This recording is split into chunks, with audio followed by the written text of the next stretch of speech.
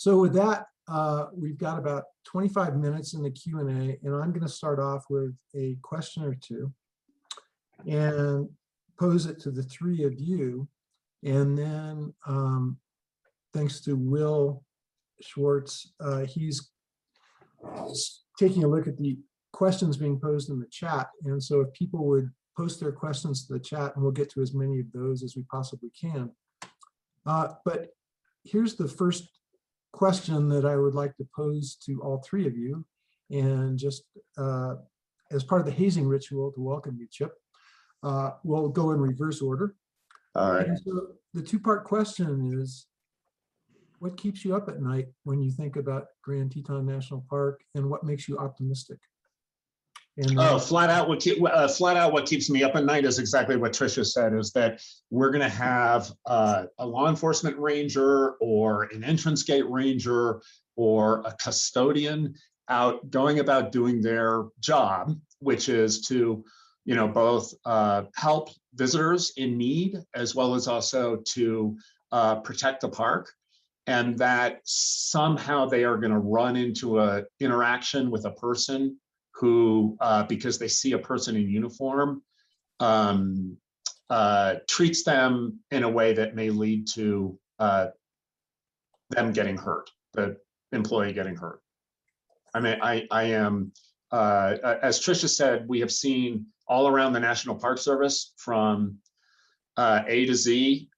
We have seen a noticeable change in the way some members of the public are interacting with anybody that even vaguely represents authority in trying to enforce the rules. And that goes right down to, I have kind of park ambassador volunteers, really amazing people. I mean, they come out on their own time, and they are relating stories of me about how they are being verbally abused, and sometimes people attempting to physically intimidate them when they are just trying to ask people to recreate responsibly. So our people well-being, flat out, is what I worry about the most.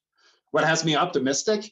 Forums like this. I mean, it is incredibly humbling to come to this place at this time, because you have well over a century of committed individuals who have been engaged in a gigantic, globally significant experiment in ecosystem preservation. It's stunning to think about the Rockefeller gift to the world, to this country, in terms of what they've done here. What is also really fascinating for me to learn about is the hundreds, if not thousands, of other people who, while not as visible and maybe as at not a grand scale, through thousands of individual decisions, when they are at a fork in a road in terms of deciding whether to pursue a path of long-term conservation or pursue a path of perhaps lesser resistance or short-term gain, have consistently chosen the path of long-term preservation. That's stunning, and it's humbling to be here. I also just want to emphasize, this is an ongoing experiment. It was not preordained that this ecosystem would, as Cam said, be intact and actually recover from where it was decades ago. And the outcome of this experiment is not preordained and will require our continued diligence and work. Super, thanks so much. Tricia, what keeps you up at night? What makes you optimistic? So similar to what Chip just said about employees, so I'm not going to reiterate that. That's probably the biggest thing. I'd say the other thing, though, on the forest is, especially in this interface around our communities, is that we are going to have another Roosevelt fire in a bad place again because of an unintended, undealt with campfire. That keeps me up at night. What am I optimistic about? I really believe it's just every day I wake up thinking what an amazing opportunity I have, and what how great it is to be able to be part of this ecosystem that we have in the Greater Yellowstone. And I still think we have, there is time. I know there's some, I read a lot of online articles and such, and there's a lot of concerns out there that it's too late. It's too late for the Greater Yellowstone, and I don't think it is. I actually think we have a lot of opportunity to chart a direction and chart a course that considers conservation and human uses and all the other uses that we allow. So that's what makes me optimistic. Thanks. Cam, what's the view from up in Mammoth? Well, yeah, I mean, obviously, I'll reiterate the safety of the employees and things like that. Especially, I think, if you look at this last year, probably the thing that kept me up most at night last year was employees catching COVID and dying or something like that. And that was a big stressor. We had almost normal visitation and incredible employees engaging the public every single day in the middle of a pandemic to keep these parks open and accessible. And that was a stressor. I think on a larger scale, you don't want to mess up in these jobs. You don't want to, you want to make decisions, and it's important we make decisions, but it is so difficult to get it right. And in some ways, what you're doing is right for, the ecosystem or the resources or recreation or whatever. But these are really tough challenges and decisions. And I think that, what keeps me up at night is, did I make the wrong decision? Did I do something that put the park's resources in jeopardy, or am I not doing enough? And I think that's one of those things where, reconciling divergent opinions to the best degree possible through conversations and through having real focus on information science and data to help drive our decisions, understanding people's viewpoints and perspectives. Tons of people I talk to that I may disagree with, they may disagree with me, but they appreciate the conversation. And so I think that, we're all in these jobs for all of you, and there's no one that wants to get it wrong. And so, that's probably the biggest thing, is the number of things that are thrown at us from a conservation, preservation, recreation, economic, education perspective, and balancing all of those and increasing the ability for us to manage more and more of the challenges that come our way in an effective manner that's transparent, and that people recognize, hey, we don't have all the answers.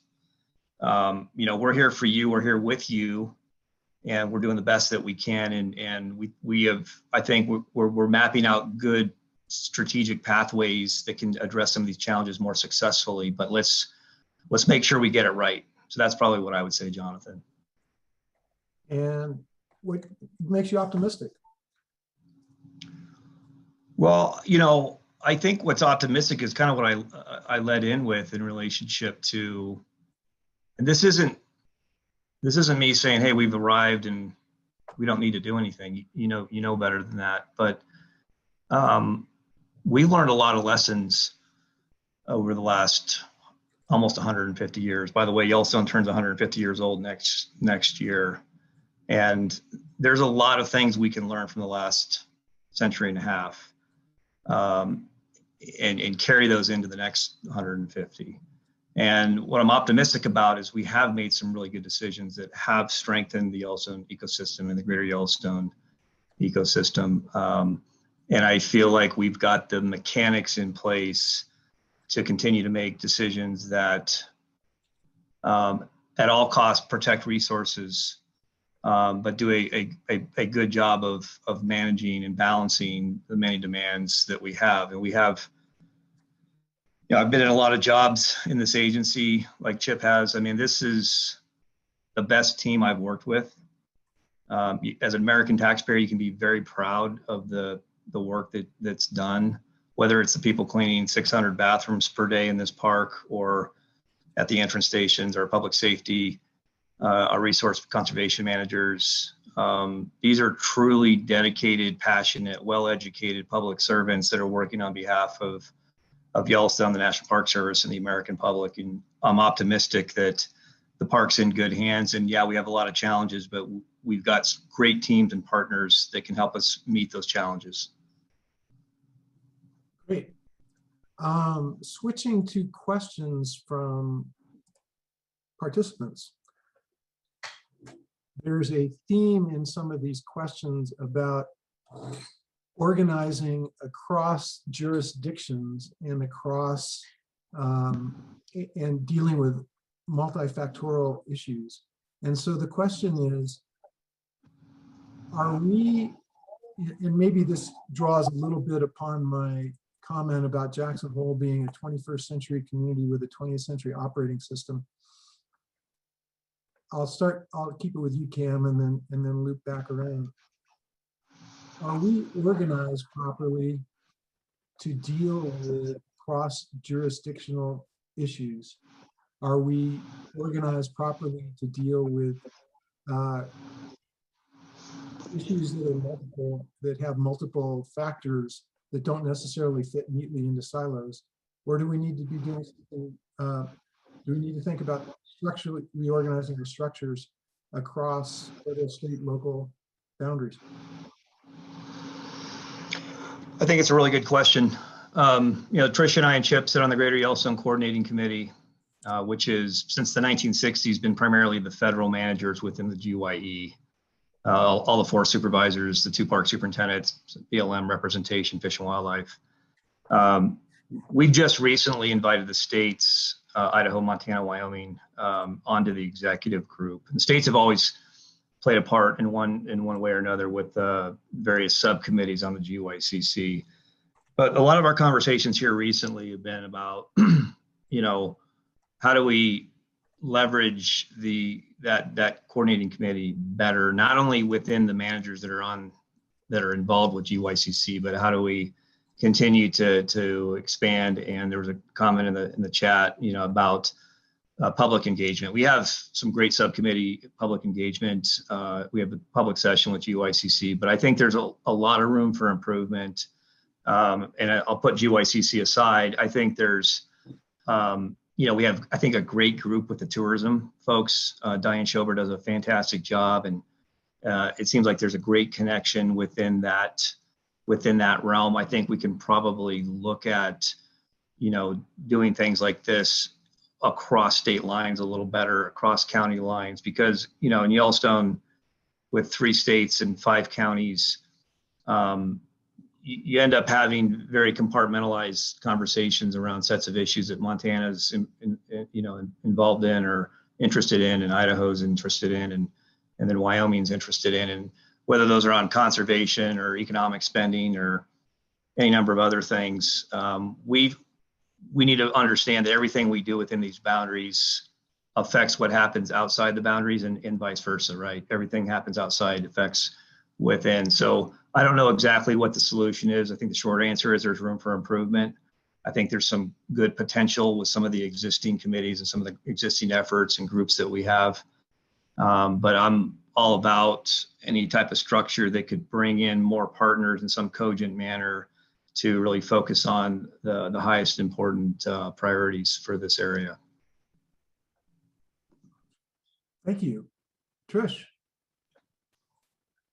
Yeah, I think, similar vein as what Cam was just saying. I think that, this is something within the Greater Yellowstone Coordinating Committee, since I've been here, we've been wrestling with around, well, what's the, what is that forum to have a broader spectrum of interests conversing and helping to shape solutions. And I'm not sure it is the GYCC, although I think we have a role. But I do think that, there's, I don't know what that looks like. I think it would be, there would be, there's a place for that, however, so that, we have our different forums that we all are part of.